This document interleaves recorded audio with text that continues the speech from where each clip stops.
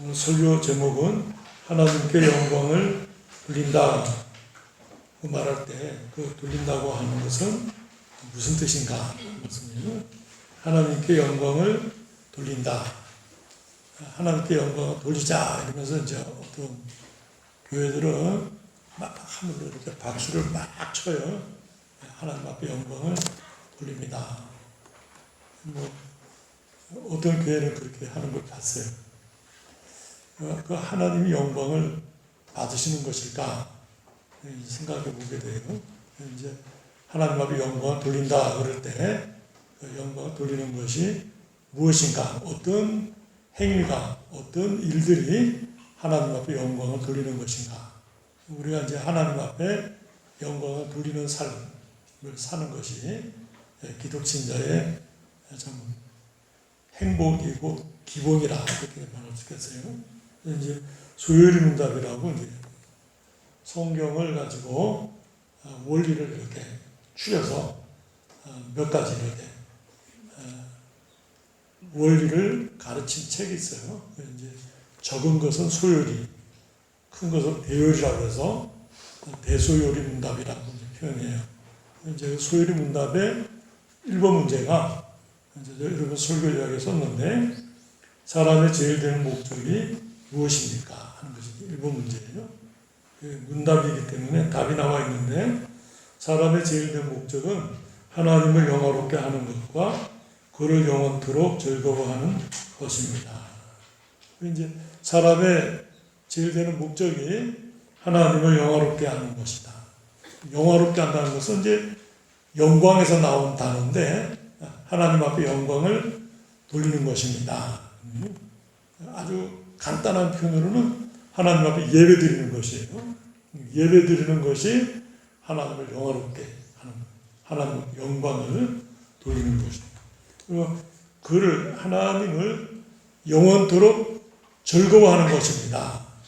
하나님을 기뻐하고 하나님이 그 행하신 일들을 말하고 찬송하고 하나님 앞에 영광을 돌리는 것이다. 어제 저녁에 우리 아주 제가 이제 젊었을 때 같이 부목사 생활하던 어떤 형제가 전화를 했어요. 한 29년 만에 처음 통화를 했는데 보고 난 뒤에 이제 소식이 없다가 29년 만에 이제 통화를 했는데 제주도에 자기가 이제 어떤 교회에 부흥사경회 강사로 오신다고 그래요. 오는 김에 제주도에 계신 장 목사님 교회에 가서 한번 만나보고 싶다고 해요. 그래서 제가 반갑고 또 좋아서 이제 오시라고 그랬어요.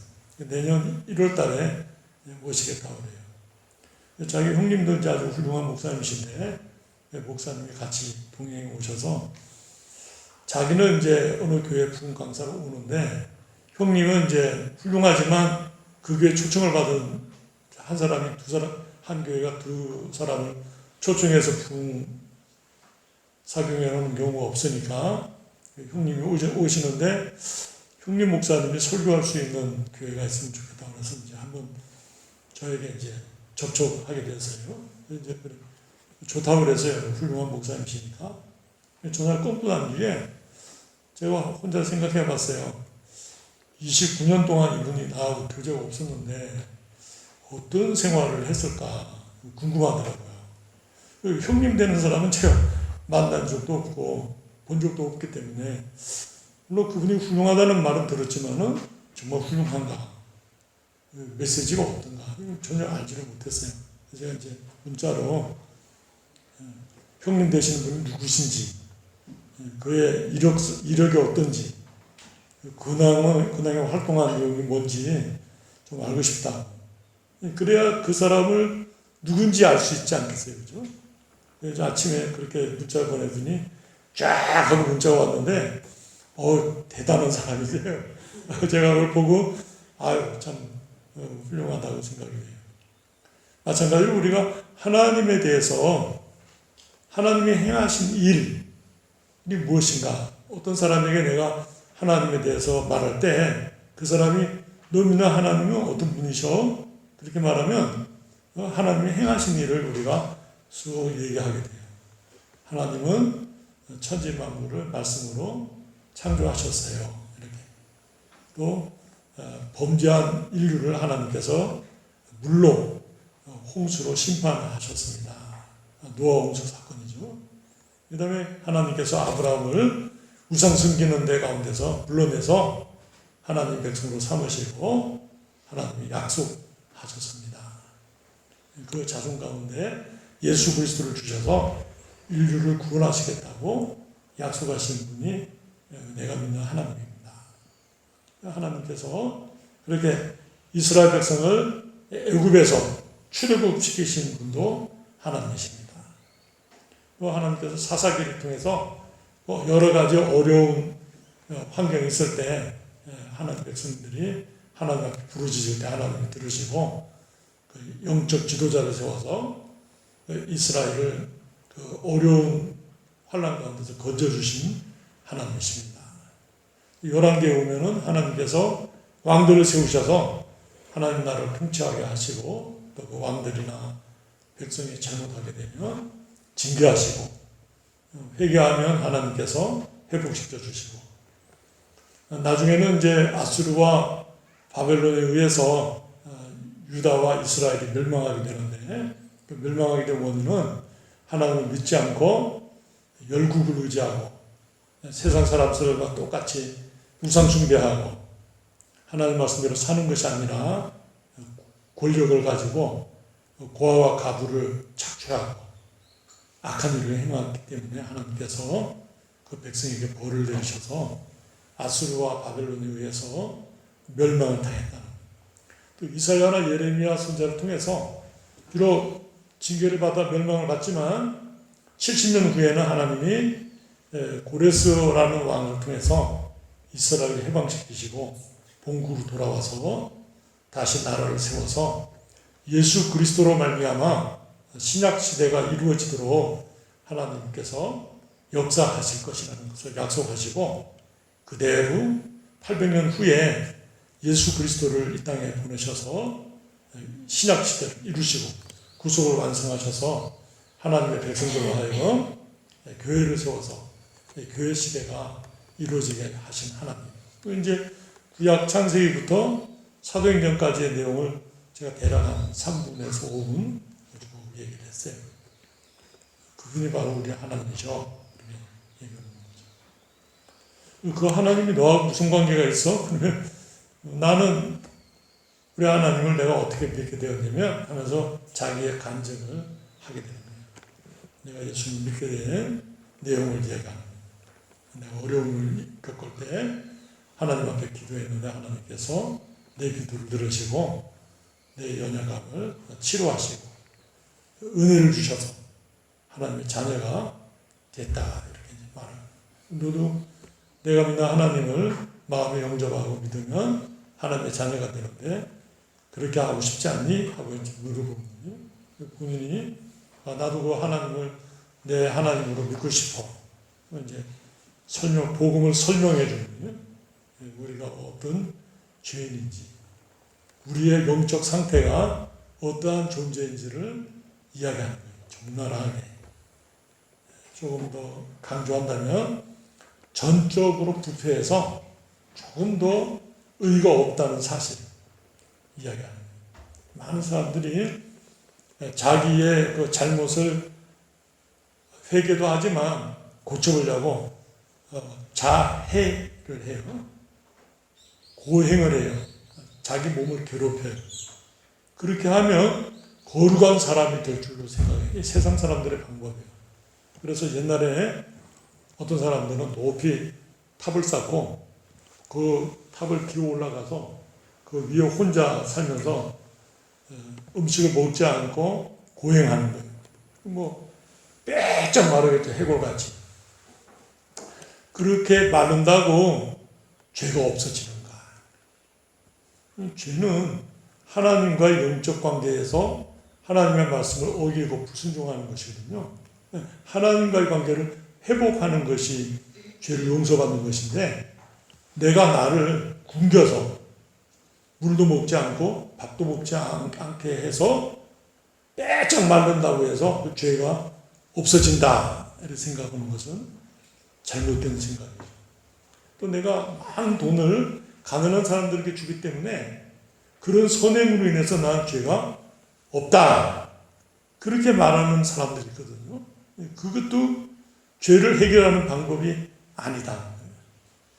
하나님이 나의 죄를 벌하시기 위해서 예수 그리스도를 보내셔서 나의 죄를 그 예수 그리스도가 대신 지시고 십자가에 죽으심으로써 그 예수를 믿는 자, 그 예수를 영접하는 자는 하나님의 자녀가 되게 해주겠다. 이게 이제 하나님이 약속하신 약속의 말씀이거든요. 하나님의 약속대로 내가 믿을 때 하나님이 나의 죄를 용서해 주시죠. 예수 그리스도의 공로로 말미암아. 그래서 너가 예수 그리스도를 영접하면 너의 죄를 하나님이 용서해 주시겠대. 그렇게 하겠니? 하는 거예요. 그 사람이 그렇게 믿겠다. 영접하겠다. 이제 영접 기도를 해요. 하나님 아버지, 우리 형제가 오늘 이렇게 주님을 마음에 모시고 나의 주님과 구주로 섬기기로 작정을 하고 주님 앞에 나아갑니다. 주님께서 우리 형제 영혼을 받아주시고 항상 함께해 주시고 진리를 가르쳐 주시고 하나님의 자녀로서 살아가게 해 주십시오. 기도해요. 이제 여기 결심기도예요. 결심기도 끝나면 하나님의 자녀가 돼요.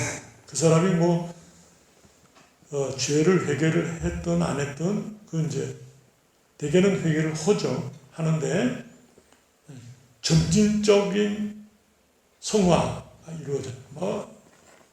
도박하던 사람이 갑자기 도박을 그만두거나 방탕한 사람이 갑자기 방탕을 그만두지는 않아요. 습관 남아 있으니까. 그러나 시간이 가면서 점점 신앙생활이 돼요. 왜냐면 처음부터 기도하지 않고 밥 먹던 사람이 기도하고 밥 먹기가 쉽지가 않거든요. 처음에는 그냥 먹다가 참 내가 기도를 안 했구나. 어떤 사람은 숟가락 놓고 기도를 이제 벌써 두 숟가락 먹었지만은 숟가락 놓고 기도를 하죠. 그 사람이 이제 조금 더 성숙되면 밥을 먹는데 아이고 기도를 안 했구나. 밥 잔뜩 문채로 기도를 하죠. 하나님 제가 밥을 문채로 기도를 드리지만 감사합니다. 그 다음에는 이제 식사 시간에 아직 밥을 먹기 전에 참 기도부터 해야지 하고 이제 기도를 하죠. 그렇게 이 기독교적 습관 속으로 들어오게 돼요. 점진적으로 차츰차츰 하나님의 말씀을 듣게 되고 깨닫게 되고 그래서 그 말씀을 순종하게 돼요. 그래서 신자로서의 삶을 이루게 돼요. 점점.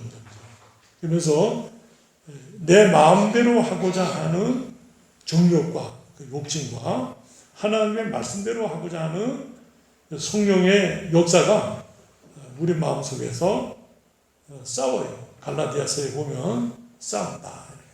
그래서 점점 내 마음대로 하고자 하는 욕심보다는 하나님 말씀대로 살고자 하는 의지가 점점 많아질 때 그것을 이제 성화라고 그래요. 거룩한 생활이다. 그래서 점점 하나님 앞에 순종하는 생활을 살고 그 사람이 하나님 앞에 영광을 돌리는 것. 하나님 앞에 하나님의 행하신 일을 찬송으로 우리 찬송가 보면은 그들이 하나님 앞에 은혜 받은 것. 하나님께서 하신 일에 대해서 하나님을 찬양하는 것이거든요. 찬송이에요. 하나님 앞에 영광을 돌리는 일이라.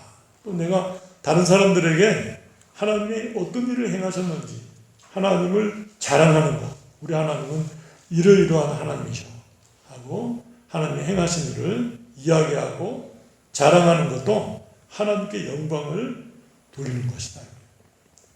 제가 설교약 이번에 썼는데 하나님께서 영광을 나타내셔요.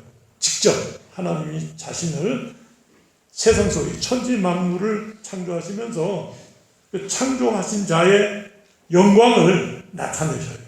우리는 이제 영적으로 어두워서 믿지 않는 사람들은 바다를 보면서 야 바다 참 좋다.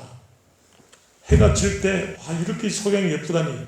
뭐, 핸드폰을 꺼내서 사진 찍어요. 근데 그러한 그 자연을 하나님이 만드셨다는 생각을 하지 못하죠. 어떤 사람들은 바닷가에 나와서 아침에 해 돋을 때, 해 돋는 데를 그냥 절을 하고 막 손으로 소원을 빌고 그러죠. 영적으로 어두워서 모르죠. 그렇게 하면은 복을 받을 줄 알거든요.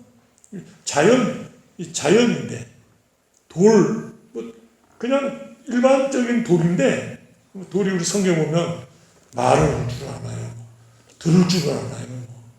귀를 하루밤 같은 경우에 뭐 눈도 부라게 이렇게 해놓고 귀도 있고 코도 있고 이렇게 입도 있고인데 냄새를 맡나요? 들을 수가 있나요? 하루밤이. 그 앞에 누가 할망이 앉아가지고 뭐 밤새도록 기도를 한다고 해서 기도를 그 하루밤에 듣나요? 듣지는 못하죠. 근데 듣는 줄 믿는다. 신앙이라고 그래요. 듣는 줄 듣지 못하죠. 아무것도 할 수 없고. 기껏 해봐요. 우리가 그걸 무거운 걸 들어가지고 옮겨놔야지 자기도 옮겨다니지. 발도 있지만 못 걸어다니고. 어리석다고 성경 썼잖아요. 이게 이제 신앙이라고 생각해요. 제가 낚시하면서 어떤 어르신 전도하고 싶어서 여쭤봤어요. 어르신은 종교가 무엇이에요? 조상신을 섬깁니다. 아, 그러시군요. 우리들도 어릴 때 다 조상신 섬겼죠. 거기까지만, 일과까지만 했어요. 이제 그분이 뭘 섬기는 분인지만 알면 되니까.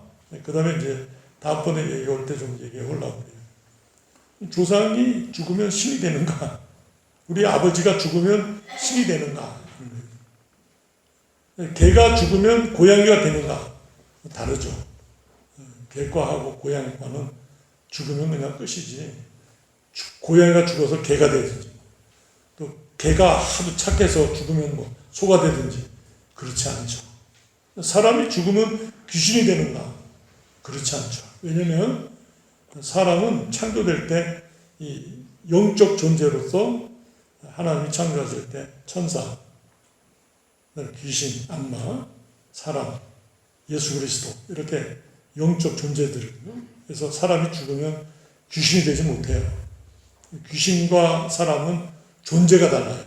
우리 아버지가 죽으시면 그냥 죽고서 예수를 믿었으면 천국에 갈 것이고 예수를 믿지 않았으면 지옥 가는 것이지 귀신이 되는 게 아니에요. 뭐 조상을 섬길 때 뭐 와서 밥그릇에 열어보니까 뭐 다녀갔다고 그래요. 발자국이 딱. 우리 아버지는 265mm신데 그 종재기 안에 있는 밥그릇은 뭐 8cm밖에 안 되거든요. 그 발자국이 맞을까요? 아니죠. 뭐 그건 귀신 장난이죠. 아이고 우리 조상신이 다녀갔다. 다녀가긴 뭘 다녀가요? 뭐 깎으면 배도 하나도 못 거들지 못했는데. 그렇지 않죠. 그러니까 죽으면 관계가 없는 것이에요. 오죽하면 우리 배우자가 죽고 난 뒤에 제가 재혼하면 만약에 윤리적으로도 문제가 안 되잖아요. 윤리적 관계가 없다. 죽은 자와의 살아있는 사람이 죽은 자와의 윤리적 관계가 없다. 우리가 부모님께 효를 다한다. 제사를 지냄으로써. 효라는 건 윤리적 관계인데 죽은 자와 윤리적 관계가 없다는 것이에요. 그렇다면 죽은 자를 위해서 제사를 드린다고 그럴 때 윤리적 관계로 해석하지 않아요. 종교적 관계로 해석한단 말이에요. 성경에서는 우상 숭배하지 말라 그렇게 말씀합니다. 조상에게 제사하는 것은 귀신에게 제사하는 것이다. 그래서 성경이 그렇게 말씀하거든요. 귀신이라는 것은 이제 마귀를 섬기는 거잖아요. 하나님을 버리는 것이죠. 그래서 부모님에 대한 효도는 살아 생전에 해야죠. 살아서는 뭐 그렇게 말을 안 듣고 부모님을 속삭이고 괴롭히던 녀석이 소천을 거치자마자 제사를 하겠다고 뭐 야단법석을 뜹니다. 근데 원리를 따지면 조상 덕에 자기가 복을 받겠다는 원리잖아요. 사실 그건 건강한 생각이 아니죠. 우리가 살아생전에 부모님을 공경하고 효를 다 하고 소천하신 뒤에는 관계가 없죠. 그렇잖아요. 윤리적 관계가 없죠. 우리가 살아생전에 부모님께 효도하는 것이 귀한 것이죠. 하나님 이렇게 부모를 존경하라 이렇게 말씀했거든요. 부모님이 조금 무섭고 내가 볼 때는 부모님 자격이 없고 그래도 순종해야죠. 기도하면서 하나님 우리 부모님을 하나님 불쌍히 여겨주십시오. 우리 부모님이 여러 가지 부족하지만 제가 부모님으로 섬기겠습니다. 이렇게 기도하는 거예요. 그리고 내가 자꾸 성숙해 가는 거예요. 기도하면 부모님이 바뀌는 게 아니라 제가 성숙하게 돼요. 그래서 비록 부족한 부모님이지만 내가 얼마든지 품을 수 있고 섬길 수 있게 돼요. 그러면서 그 부모님이 감동을 받아서 변화도 되겠죠. 그런 말씀.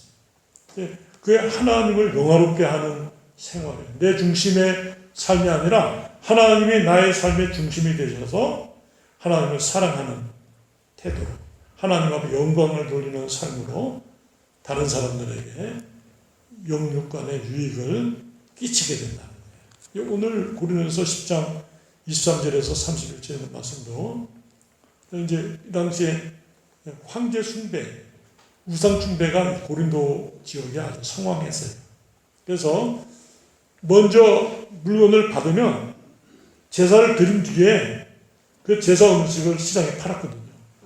그 이제 기독교인인 경우에 그 시장에 파는 음식을 이거 우상 제물에 먼저 들었던 것이니까 거룩한가 속된가 따져서 먹든지 먹지 말든지 해야 되지 않겠어요? 그런데 시장에 나와 있는 것은 다 먹어라. 묻지 말고 먹어라. 주에 여기 보니까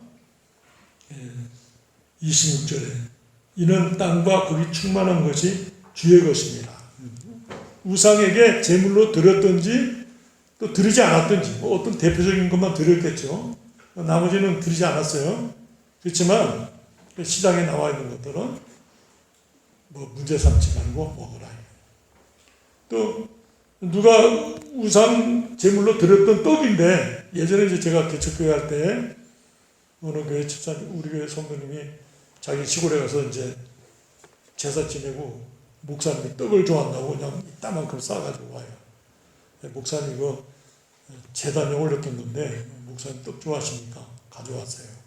제가 아이고 감사해요. 받아서 잘 먹어요. 어릴 때는 우상에게 제물 드린 것에 대해서 먹지 않았었어요.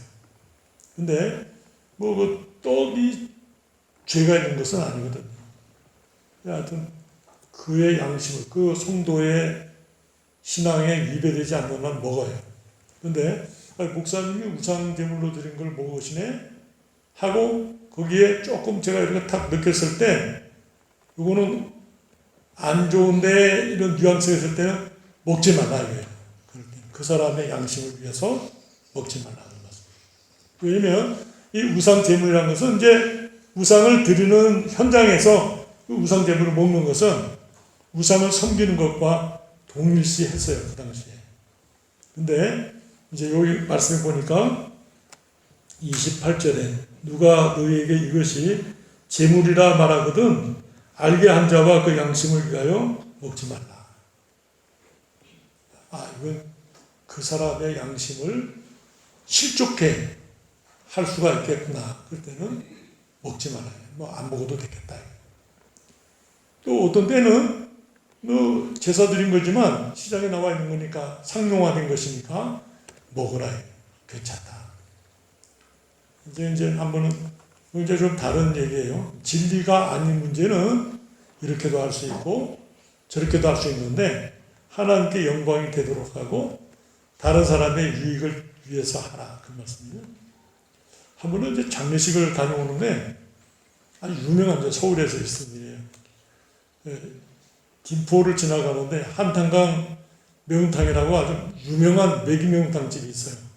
그런데 이제 장례식을 마치고 오는 길인데 목사님 여기 아주 유명한 한탄강 민물 매기탕 집이 있는데 여기서 점심을 먹고 가면 어떻겠습니까? 장례식을 드리고 지금 오는 길인데 어느 장로님이 그러셔요. 장로님 장례식을 마치고 오는 길인데 그 매운탕 먹고 하기는 좀 그렇지 않겠습니까? 나중에 그 장례를 다 마치고 와서 먹는 것보다는 가는 길에 먹어도 되지 않겠습니까? 그래도 그 옳지 않은 것 같아서 나중에 어떻게 하더라도 지금은 아닌 것 같습니다. 예, 알았습니다. 그리고 이제 안 먹었어요. 근데 이제 나중에 어른 목사님께서 그 잘했다고 먹지 않은 것이 그 삼가댁을 이제 조문 같은 사람들이 중요한 것이 아니라 삼가댁이 그 중요하잖아요. 삼가댁이 지금 슬픔이 가득 찼는데 명탕 먹을 맛이 있겠어요? 그건 나중에 먹어도 되는 문제니까 잘했다고 다음부터도 그렇게 하라고 그렇게 말씀하시죠. 이게 이제 진리 문제가 아닐 때는 이렇게도 할 수 있고 저렇게도 할 수 있는데 그 중심이 뭐냐면 하나님께 영광이 되는가, 그 상대편에게 이익이 되는가. 그래서 내 자유를 하나님의 영광도 희생하고 다른 사람의 유익도 깨트리면서 내 마음대로 하는 것은 하나님 앞에 옳지 못하다 하는 것이 이제 오늘 성경 말씀의 내용이에요. 그래서 하나님의 영광을 위해서 하라 하는 것입니다. 그래서 여기 하나님께서 자신의 영광을 이 자연 속에 나타내셔요. 하나님 만드셨으니까. 이거 하나님이 해놓으셨다. 제가 여기 한라이비인후과에 감기가 들면서 가는데 한라이비인후과 의사 선생님이 예수 믿으시는 분이세요. 한주호 선생님이라고. 제가 서울에 있을 때 그 장로님 한 분이 목사님 제주도에 가시면 그 이비인후과 하는 분이 계신데 한주호 씨라고 중학교 동창입니다. 목사님 아는 체 하시고 교회 안 나가시고 막 책망 좀 해주세요. 그래서 그 얘기를 했더니 막 웃으세요. 저 교회 잘 나갑니다. 목사님 제가 의사로서 참 모를 것이 하나 있습니다. 뭐예요? 영하 40도에 사는 사람이나 열도, 영상 뜨거운 한 50도, 60도 막 지열이 있는 데서 사는 사람이나 다 숨을 쉬고 사는데 그 숨이라는 것이 요 기도를 딱 넘어갈 때가 되면 영상 5도의 온도로 넘어간다는 거예요, 숨이. 지금 바깥은 영하 40도인데 하면 막 코가 막 쨍 하고 그냥 들어가는 숨이 차잖아요. 근데 요 기도를 딱 넘어갈 때는 섭씨 5도로 넘어간다는 거예요, 영상 5도. 또 열기가 쨍쨍해서 막 발이 뜨겁고 막 타는 듯하고 막 공기가 열기로 가득 찬데 그 사람이 숨을 쉬는데 할 때는 들어오는 연기는 열 50도잖아요. 근데 기도를 딱 넘어갈 때는 5도라는 거예요. 5도. 이 아직 이비인후과 의사들이 밝혀내지 못한 비밀이에요. 그러면서 이분이 하신 말씀이 하나님은 그렇게 만드신 걸로 알고 있어요. 굉장하죠. 어떻게 사람이 숨을 쉬는데 바깥 온도와 관계없이 요 목적, 이 기도를 넘어갈 요 순간에는 5도로 넘어간다는 거예요. 5도. 반드시 5도로, 6도도 아니고 4도도 아니고 5도로 넘어간다는 거예요. 이런 신기한 게 있어요. 하나님이 그렇게 하죠. 한 번은 문둥병의 권위자 되시는 분이 이제 교회 집사님이셨는데 병원에 입원해 계셨어요. 그래서 제가 신방을 갔어요. 신방 가서 이제 차윤군 박사라고 아주 유명한 분이세요. 근데 제가 신방을 가서 이제 문둥병에 관해서 얘기를 했어요. 문둥병에서 성경에서 보면 문둥병 균이 바깥으로 나와서 온몸이 희게 된 사람은 깨끗하다고 했어요. 목사님 그런 말씀이 어디 있어요? 레위기 이제 펴서 보여드려요. 세상에. 그러면서 이분이 하신 말씀이 자기가 20년 동안 연구해서 얻은 결과물인데 성경입니다. 그게 무슨 말씀이에요? 문둥병균이 바깥으로 나오면 산화가 돼서 독이 죽습니다. 그 독이 죽으면 하얗게 되는 것이에요. 그러니까 온몸이 전신이 하얀 사람은 문둥병균이 다 나와서 죽은 사람이기 때문에 건강한 사람이라는 뜻입니다. 그런 말씀이 성경에 있다고요? 성경 레위기 12장부터 12, 13, 14장이 문둥병에 대해서 제사장이 진찰하고 진단한 결과를 말하는 내용이 나오거든요. 그분이 누워 계시다가 탁 일어나더니 성경 막 보시는 거예요. 야, 세상에 정확하다는 거예요, 그 성경 말씀. 누가 그렇게 하셨어요? 하나님이 그렇게 하셨어요. 하나님께서. 20년, 30년을 연구하신 분의 지식보다 성경이 뛰어난 거죠. 하나님께서 계시하신 말씀이죠. 해양학자 되시는 박사님 한 분이 제가 중고등부 때 특강을 해오셨는데 그분이 하신 말씀. 노아 방주가 최고의 배라는 거예요. 오랫동안 그 비밀을 밝혀내지 못했는데 결국은 비밀을 밝혀내고 보니까 성경에 있는 노아 방주와 같다는 거예요. 높이와 넓이와 길이가 최고의 비율이라는 거예요. 노아 방주는 삼각 파도에도 깨지지 않는다. 삼각 파도가 이렇게 치고 이렇게 치고 이렇게 치면 깨져버린대요. 안에서 스쿼시가 돼서 산산조각 나버리는데 노아 방주는 삼각 파도에도 견딘다. 그런 배가 이제까지 없었대요. 근데 현대 이 구축함이나 상선 모든 배들의 비율을 노아 방주를 기준으로 해서 만든다는 거예요. 이야, 대단하죠? 누가 그렇게 했을까? 노아가 그 생각을 했을까요? 하나님이 계시하는 거죠. 어떻게 배를 만들지를 노아에게 계시를 주셔서 노아가 그 말씀을 순종해서 노아 방주를 만든 거예요. 하나님이 행하신 일들, 영광을 볼 때 하나님이 하셨다. 믿지 않는 자들도 인정한다. 이건 하나님이 하셨다. 내가 할 수 있는 거는 다 해요. 근데 끝에 가서 결정하는 일에 대해서는 하나님이 하셔야 돼요. 하나님이 그 영광을 나타내십니다.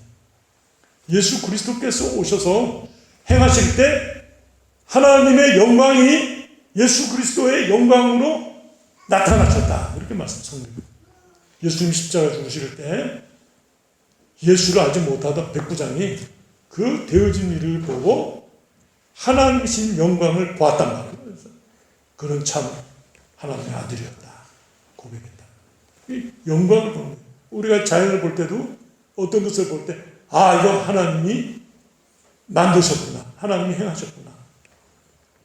깨닫게 돼요. 알게 된단 말이에요. 하나님이 영화롭게 한다는 것은 우리 개인적으로는 나의 죄를 용서하시고 나의 연약함을 기도할 때 응답하시고 고쳐주시는 거 하나님. 그걸 내가 믿잖아요. 그걸 내가 나타내, 간증하고 찬양하고 영광을 돌리는 거죠. 말씀에 대해서 순종하게 되고 착한 행동으로 영화롭게 합니다. 내가 죄를 용서받았기 때문에 나에게 죄를 지은 이웃을 용서하는 예수 그리스도의 이름으로 용서하는. 나 정말 용서해 주고 싶지 않지만 주님이 내 죄를 용서해 줬기 때문에 내가 너 용서해 줄게. 굉장하죠.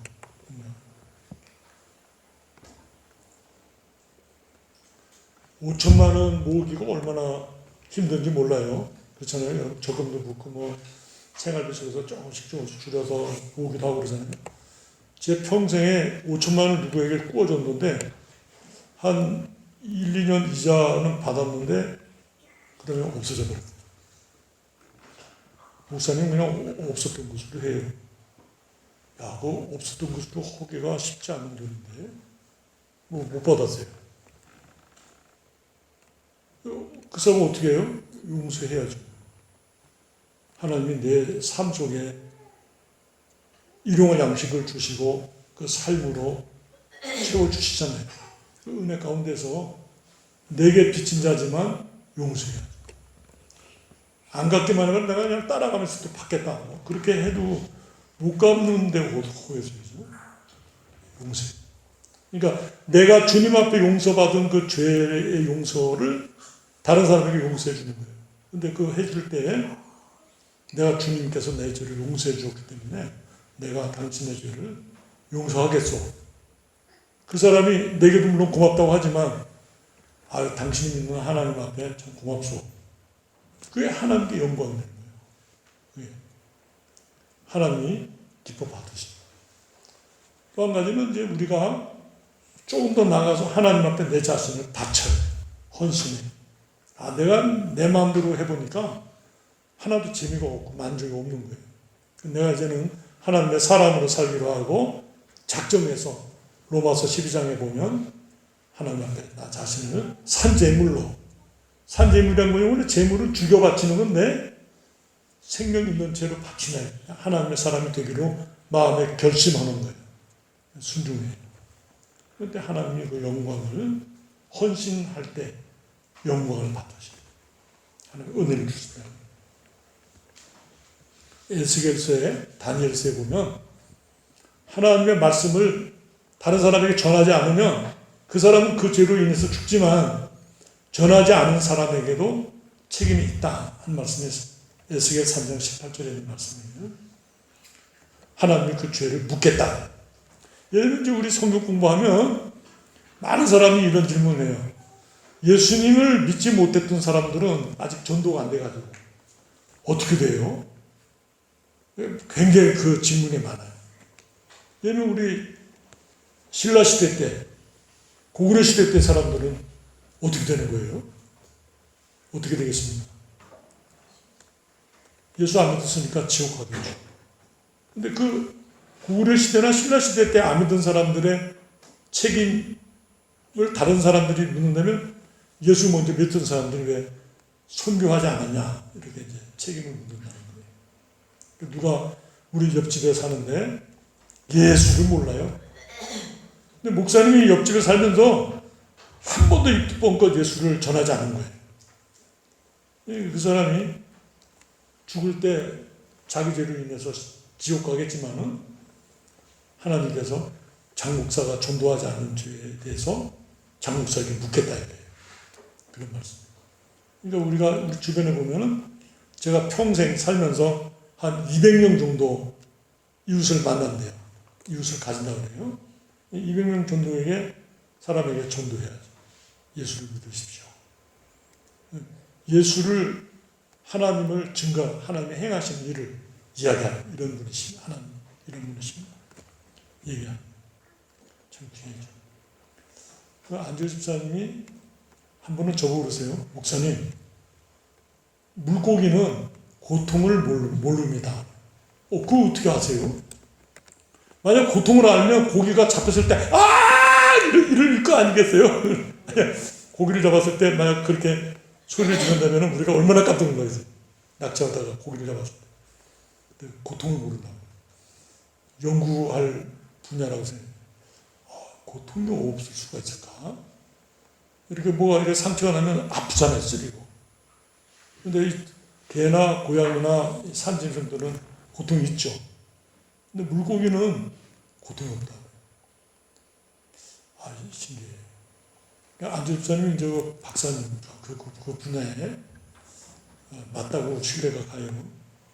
이렇게 하나님의 행하신 일을 높이 말할 때 하나님께 영광. 어린 손주, 자녀에게 성경 이야기를 해줘요. 하나님의 행하신 일을 얘기하는 거죠. 기도하게 하나님 우리 엄마 뱃속에 있는 아기가 건강하게 태어날 수 있도록 하나님 함께 해주세요. 굉장하죠. 우리 아이 영원이가 이모가 임신했을 때 기도하는 부분, 식사기도 하는데 식사기도 한 뒤에 우리 이모 뱃속에 아기가 있는데 하나님 건강하게 태어나게 해주세요.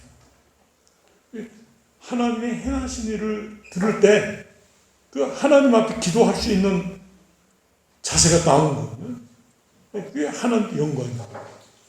우리가 우리의 모든 삶 속에서 하나님의 영광, 하나님의 영광을 돌린다 하는 것은 하나님 이렇게 해요. 히스기야 왕이 죽을 병에 걸렸다가 15년을 살게 되었는데 그 뭐 굉장히 귀한 은혜죠. 하나님이 표징을 또 줬어요. 히스기야가 뒤로 물러가는 10도 물러가는 이적을 보여주셨어요. 바벨론에서 사신이 와서 히스기야를 방문했을 때 히스기야가 자기에게 은혜 베푸신 하나님을 얘기했어야 되는데 그런 얘기는 한마디도 안 하고 자기의 보물창고, 무기고 자기의 그 강건함을 보여주었어요. 역대하 말씀에 보면 히스기야의 교만이라는 거 딱 이렇게 지적했어요. 히스기야가 교만하여 하나님의 은혜를 말하지 않았다 이렇게 썼어요. 그 결과로 히스기야가 그 자녀들이 바벨론의 종이 되겠다 하는 벌을 받았거든요. 그런 것들이 이제 옳지 않은 거예요. 당신이 이렇게 병에 나은 것이 귀하오 막 위문도 오고 이럴 때 서로 칭찬할 때 하나님이 그렇게 은혜를 주셔서 이 병을 고쳐서 받았습니다. 이게 이제 하나님께 영광을 돌리는 것인데 그런 말은 한마디도 안 하고 고맙습니다. 그리고 그냥 주시는 선물만 받고 자기가 건강해진 것처럼 한단 말이에요. 그 행동은 하나님 믿는 사람으로서 합당치 않다. 사무엘상에 보면 전쟁하다가 법궤를 빼앗겼어요. 엘리의 며느리가 그 법궤를 빼앗겼다 그럴 때 해산하면서 아이를 낳으면서 이거 보시라. 하나님의 영광이 이스라엘에게서 떠났다. 거꾸로 말하면 하나님이 이스라엘을 버렸다. 그런 말씀입니다. 왜? 하나님의 말씀대로 순종하지 않고 엘리와 그 두 아들이 불법으로 행하고 악을 행하고 말씀에 거역할 때 하나님께서 저들을 블레셋의 손에 전쟁에 파셨거든요. 그럴 때 그 며느리가 얼마나 기가 막혔어요. 자기 남편이 오늘날은 목사님인데 옳지 않은 일을 하고 하나님의 영광을 가리우고 전쟁에 죽을 때 하나님의 영광이 떠났다. 그렇게 영적으로 깨닫고서 외쳤다. 우리가 하나님의 영광을 돌린다. 또 하나님 앞에 나간다. 굉장히 귀한 것입니다. 하나님은 영광을 두 가지로 요약할 수 있는데 하나는 자기를 믿는 자들을 통해서 찬송과 간증과 복음 전파와 헌신과 순종으로서 영광을 받으신가 하면 믿지 않는 자들은 하나님을 심판하셔요. 그래서 그들로부터 아이고 그 사람이 그렇게 죽는 걸 보니까 하나님이 살아계시네. 그렇게 말하도록 하는 그들로부터 영광을 뺏어버리는 역사가 있어요. 그런 두 가지. 하나는 하나님의 영광을 돌림으로써 받는 것이 있고 영광을 안 돌리는 자에게서는 그 영광을 거두어가심으로써 멸망해버리는 거죠. 지옥에 멸하시는 역사. 아주 목사님들 가운데 유명한 유머가 있어요. 보통 이제 목사님들이 서로 얘기할 때 목사님 교회는 몇 명이나 모이세요. 요즘에 잘 묻지 않지만 또 어떤 분들은 좀 용감하게 헌금이 얼마나 나와요? 뭐 그런까지 묻죠. 근데 어떤 분이 이제 물었어요. 목사님 교회는 11조를 얼마나 하셔요? 목사님이 눈을 쓱 감으시더니 거의 다 하십니다. 거의 다 하신다고 그런 훌륭한 교회가 있다니요. 한 절반은 하시고 한 절반은 하나님이 빼앗아 가시고 그러시더라고요. 아주 유명한 예화예요. 그러니까 우리가 하나님 앞에 영광을 돌려서 하나님이 영광이 되는 경우가 있지만 자기 중심으로 살면서 하나님 말씀대로 살지 않는 사람은 하나님이 그 영광을 뺐죠. 거두시죠. 한 달란트 받은 사람이 그 주인에게 와서 당신은 굳은 사람이고 그래서 내가 무서워서 이 한 달란트를 딱 묻었습니다. 그 달란트를 뺏어서 열 달란트 있는 자에게 주라고 하잖아요. 그 뺏는 것이 하나님의 영광을 뺏는 거예요. 영광을 받으시라. 그런 원리로 우리가 하나님 앞에 영광을 돌리든지 빼앗기든지 빼앗기는 삶은 지옥의 멸망을 받는 삶이죠. 우리가 하나님 앞에 영광을 돌리는 삶이 되어야 된다. 마지막으로 이 결론을 낸다면 예수를 잘 믿는 것이 하나님께 영광을 돌리는 것이다. 예수 잘 믿는 것. 목사도 마찬가지입니다. 예수 잘 믿는 목사가 되기를 원해요.